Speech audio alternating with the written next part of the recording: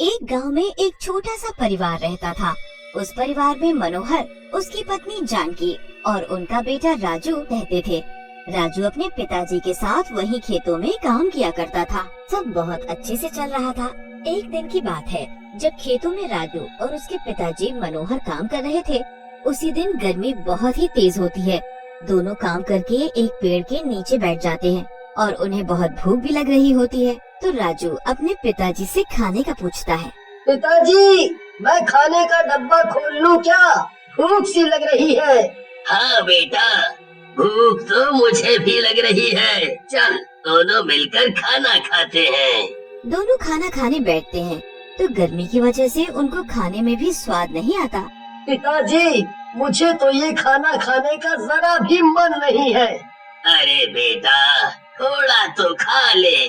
तूने सुबह से कुछ नहीं खाया। गर्मी की वजह से बुरा हाल है पिताजी। बस मैं पानी पीकर आता हूँ, मुझे नहीं खाना ये खाना।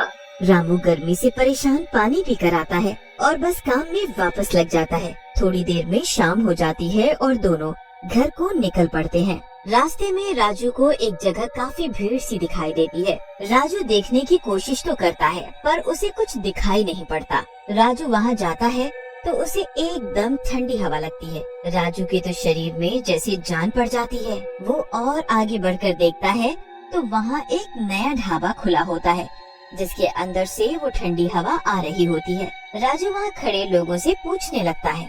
अरे भाई, ये भीड़ कैसी लगी पड़ी है? जरा मुझे अंदर तो जाने दो। अरे भैया, कहाँ चले जा रहे हो? दिखता नहीं लाइन लगी हुई है, पीछे लगो लाइन में। अगर एसी में बैठकर खाना खाना है तो। एसी में? हाँ भाई, ये एसी ढाबा है। अंदर पहले ही काफी लोग बैठे हैं। जब वो खाना खा लेंगे तब जाकर हमारा नंबर आएगा। फिर हम भी ठंडी एसी की हवा में खाना खाएंगे। पर ये तो बहुत महंगा खाना होगा ना? अरे कुछ महंगा नहीं है, बल्कि इतना सस्ता खाना है कि घर से भी सस्ता। मैं तो बोलता हूँ तुम भी रोज आकर खाना खाया करो।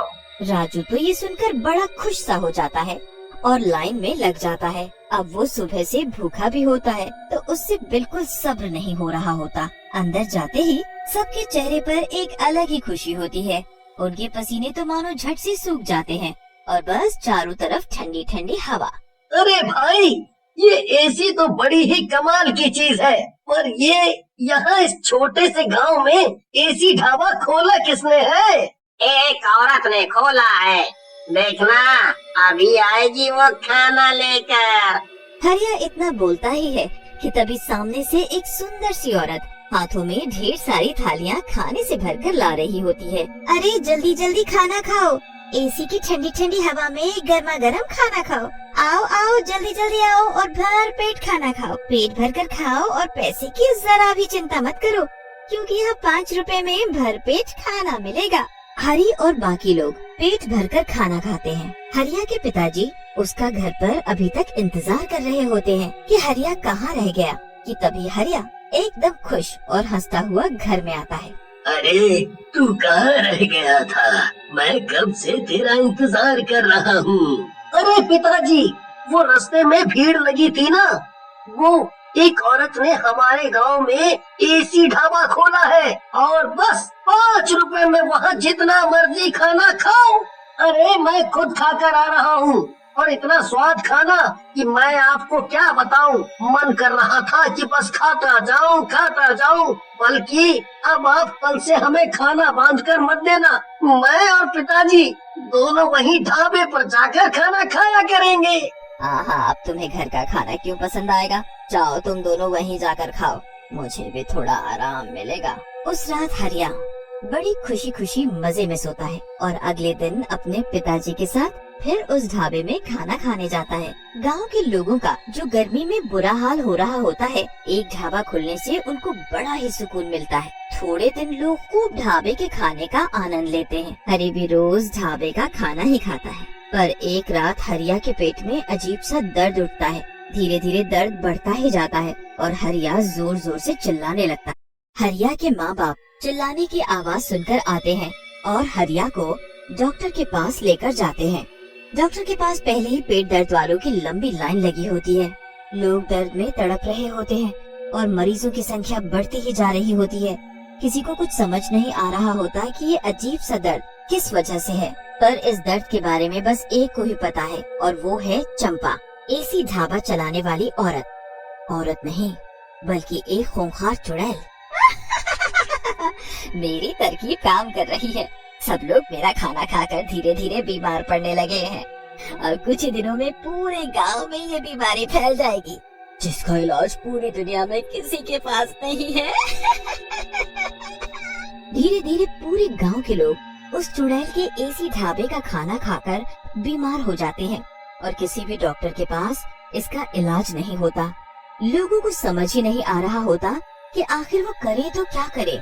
चुड़ैल ये सब देखकर बड़ी ही खुश होती है और रोज अपना ढाबा खोलकर लोगों को जादुई खाना खिलाती है। एक दिन उस गांव में दूसरे गांव से एक बड़े ही ज्ञानी बाबा आते हैं। उनके साथ इसी गांव के 2 लोग होते हैं जो उनके साथ साथ चल रहे होते हैं। बाबा, यहाँ बहुत गर्मी है और आप चल भी नहीं पा रहे और आपने सुबह से कुछ नहीं खाया है। यहाँ एक एसी ढाबा है, वहाँ चलते हैं, वहाँ आप थोड़ा आराम भी कर लेना। बाबा उस आदमी की बात मानकर उस ढाबे में जाने के लिए हाँ भरते हैं और जैसे ही वो वहाँ पहुँचते हैं उनको अजीब सा महसूस होता है। वो कहीं न कहीं समझ जाते हैं कि ढाबे में कुछ तो गड़बड़ है। वो वहाँ बैठते हैं तो चंपा नाम की औरत हमेशा की तरह खाना लेकर आती है। बाबा उस औरत को देखते हैं तो उनको वो औरत अपने असली चुड़ैल के रूप में साफ साफ नजर आती है। अरे बाबा, ये लो स्वादिष्ट मेरे हाथ का खाना। हाँ हाँ, रख दो इधर। चंपा चली जाती है और बाबा उस खाने को ध्यान से देखते हैं। उनको समझ आ जाता है कि खाना जादुई है। वो प्लेट से एक रोटी लेकर अपने थैले में रख लेते हैं और बिना कुछ खाए वहाँ से निकल जाते हैं। उसके बाद वो गांव में प्रवेश करते हैं तो पता चलता है कि गांव के लोग कैसे पेट दर्द से तड़प रहे हैं। ये सब उस चुड़ैल का काम है। तुम लोग अब तक समझ नहीं पाए कि कोई इतने सस्ते में एसी में बैठा कर क्यों इतना सारा खाना खिला रहा है, और उसके बाद से ही सबके पेट में दर्द भी है। मैं तो उस औरत को देखते ही पहचान गया। हे भगवान, अब हम क्या करेंगे बाबा? आप ही इस चुड़ैल से हमारा पीछा छुड़ाओ और सबको इस बीमारी से मुक्त करो। आज मैं एक जप करूंगा और उस चुड़ैल को हमेशा हमेशा के लिए खत्म कर दूंगा। तुम सब परेशान ना हो। उस रात बाबा बहुत बड़ी पूजा करना शुरू करते हैं। ओम भीम क्लीं स्वाहा, ओम भीम क्लीं स्वाहा। काफी देर के जप के बाद बाबा उस रोटी को थैले से निकालते हैं और उसके ऊपर मंत्र पढ़ने लगते हैं। मंत्र पढ़ते ही उस रोटी को हवन में डाल देते हैं और ऐसा करते ही उधर चुड़ैल के एसी में आग लग जाती है। आग, ये कैसे हो गया? नहीं, ये नहीं हो सकता। ये एसी तो खराब हो ही नहीं सकता था। आग देखकर गांव वाले ढाबे के आसपास जाकर खड़े हो जाते हैं और चुड़ैल अपने असली रूप में बाहर आकर चिल्ला रही होती है। मैं अपना एसी ऐसे बर्बाद नहीं होने दूंगी। मुझे जो करना है वो मैं पूरा करके रहूंगी। खबरदार, जो कोई मेरे पास भी आया सबको मार डालूंगी मैं। इतने में बाबा वहाँ आ जाते हैं।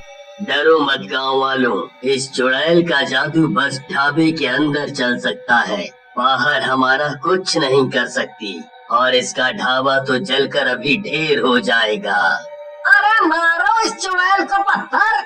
गांव वाले पत्थर उठा लेते हैं और उस चुड़ैल को मारना शुरू कर देते हैं। मत मारो, मैं वरना किसी को नहीं छोड़ूंगी। गांव वाले बिल्कुल भी नहीं रुकते और लगातार उस चुड़ैल को पत्थर से मारते रहते हैं। चुड़ैल अपने आप को बचाती रहती है पर इतने लोगों में कुछ नहीं कर पाती। वो जमीन पर गिर जाती है और उसकी आंखें बंद होने लगती है। तुम लोगों ने मेरे साथ अच्छा नहीं किया। इतना कहते ही चुड़ैल मर जाती है और राख में बदल जाती है। उसके राख बनते ही सभी बीमार लोग एकदम ठीक हो जाते हैं। पूरे गांव में फिर से खुशहाली आ जाती है।